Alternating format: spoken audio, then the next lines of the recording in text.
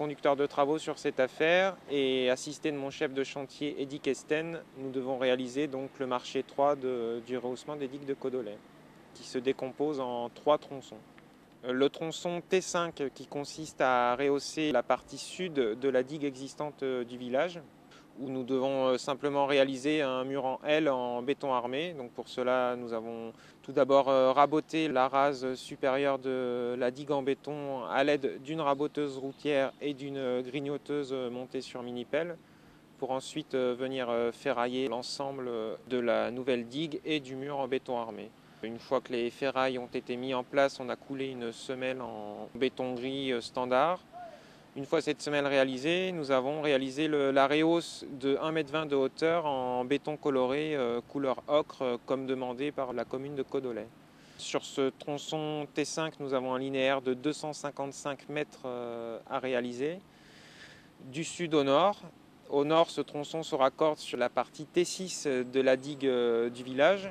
Ce tronçon est assez spécifique et nous a demandé de réaliser un outil coffrant glissant qui pince la digue existante et qui permet là aussi de rehausser la digue en coulant une rehausse de 3,30 m de hauteur aussi en béton coloré. Donc cet outil a demandé une grosse conception en atelier du côté de Lyon. Une fois cet outil en place, on est parti sur un bétonnage de 5 mètres linéaires par jour pour réaliser les 300 mètres du tronçon T6. Donc on a avancé du sud vers le nord. En arrivant sur le nord, on arrive sur le tronçon T7, où là nous devions simplement faire un mur en T en béton armé, donc une semelle en béton gris et un voile béton armé de 40 cm d'épaisseur en béton coloré. Sur ce tronçon-là, on a utilisé une méthode classique de construction avec des banches et une grue mobile de 90 tonnes. Au plus fort de la production, le chantier mobilise 18 compagnons et 2 chefs de chantier. Une autre partie spécifique du chantier consiste à démolir et reconstruire les poteaux des portes de Piboulière et portes de Lilon. Ces poteaux en béton armé consistent simplement à faire un nouveau support pour les futures portes qui permettront de fermer les routes en cas de crue. Ces poteaux, ils sont fondés sur des micro-pieux qui descendent à 10 mètres de profondeur et qui nous ont demandé 3 mois de calcul pour aboutir à un modèle cohérent.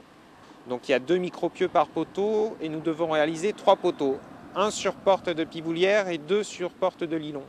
Une fois réalisé le mur en béton armé sur le tronçon T7, va démarrer une phase de terrassement de 3 semaines qui consistera en la mise en œuvre de 800 tonnes d'enrochement côté village et d'un remblai étanche en grave ciment côté rivière. Sur ce remblai étanche en grave ciment viendra ensuite se greffer un parement maçonné en pierre de taille pour rhabiller la digue conformément à la digue existante.